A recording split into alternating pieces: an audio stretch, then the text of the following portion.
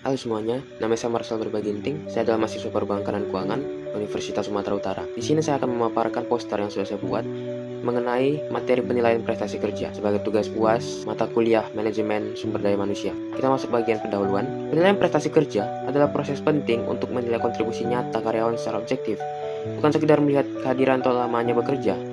Dalam dunia kerja yang dinamis dan terus berkembang, penilaian ini membantu organisasi mengambil keputusan penting seperti promosi jabatan, pelatihan, pengembangan diri, serta pemberian penghargaan secara adil dan terukur.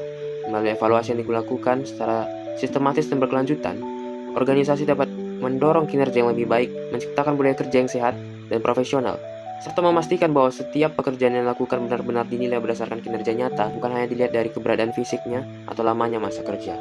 Untuk memahami lebih dalam mengenai penilaian prestasi kerja, dilakukanlah analisis SWOT yang mencakup kekuatan atau strength, kelemahan atau weakness, peluang atau opportunities, dan ancaman atau threats. Analisis ini bertujuan untuk mengevaluasi manfaat serta tantangan dari penerapan penilaian prestasi kerja dalam suatu organisasi. Dan berikut adalah penjelasan dari masing-masing elemen SWOT. Nah, yang pertama itu adalah strength atau kekuatan. Strength dalam penilaian prestasi kerja merujuk pada berbagai manfaat positif yang dapat diperoleh organisasi maupun karyawan dari proses evaluasi yang dilakukan secara tepat. Dan berikut beberapa pengaruh utama dari strength ini. Yang pertama, meningkatkan produktivitas karyawan. Hal ini juga mendorong komunikasi terbuka. Dari proses evaluasi, adanya dialog antara atasan dan bawahan, sehingga tercipta komunikasi dua arah yang konstruktif. Yang ketiga, membantu dalam perencanaan karir. Dan yang keempat, menumbuhkan rasa tanggung jawab. Yang kedua adalah weakness atau kelemahan.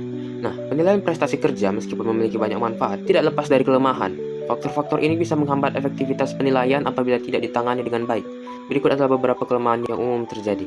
Pertama, dapat menimbulkan konflik. Dan yang kedua, subjektivitas penilai. Tanpa standar yang jelas, penilaian bisa dipengaruhi oleh perasaan pribadi penilai, bukan berdasarkan fakta objektif. Ketiga, kurangnya feedback konstruktif. Yang keempat, kurangnya standar yang konsisten. Dan selanjutnya kita masuk ke bagian opportunities atau peluang. Dalam konteks strategis, penilaian prestasi kerja juga membuka sejumlah peluang yang dapat dimanfaatkan organisasi untuk meningkatkan kualitas SDM dan budaya kerja. Beberapa peluang tersebut antara lain adalah meningkatkan semangat kerja. Yang kedua, menciptakan lingkungan kerja yang positif. Yang ketiga, membantu menyadari kekurangan. Dan yang keempat, mempermudah pengambilan keputusan. Dan yang selanjutnya adalah threats atau ancaman.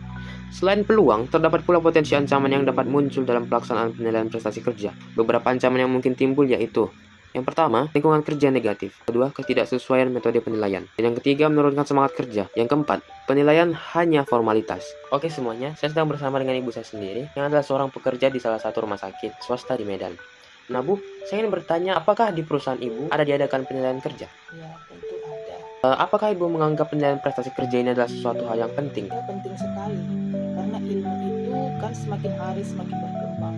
Jadi ilmu itu harus di-upgrade, menumbuhkan produktivitas dan tanggung jawab kita terhadap perusahaan. Nah, kalau boleh tahu, metode penilaian prestasi kerjanya seperti apa Bu di tempat kerja? Kita kan dalam rumah sakit itu tentunya ada atasan. Jadi atasan itu melihat bagaimana kita dalam bekerja setiap harinya. Dari situlah dia menilai bagaimana kita dalam bekerja. Baik.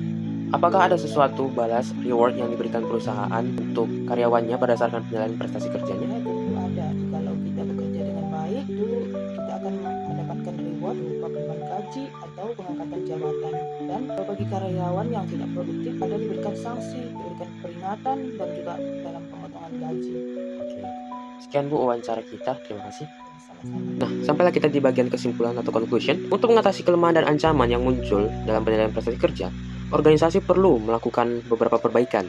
Salah satunya adalah memastikan proses penilaian tidak dilakukan hanya sebagai formalitas belaka, tetapi menjadi bagian penting dalam pengembangan kinerja karyawan. Penting untuk menyusun penilaian standar yang konsisten dan jelas. Selain itu, atasan sebagai penilai harus dibekali dengan kemampuan untuk menilai secara objektif agar menghindari subjektivitas yang bisa menyebabkan konflik. Penilaian juga harus disertai dengan feedback yang konstruktif sehingga karyawan memahami kelebihan dan kekurangannya. Dengan penilaian yang tepat dan disampaikan dengan cara yang membangun, lingkungan kerja yang positif akan tercipta. Semangat kerja meningkat dan proses pengambilan keputusan menjadi lebih mudah. Sekian pemaparan analisis SWOT penilaian prestasi kerja dari saya.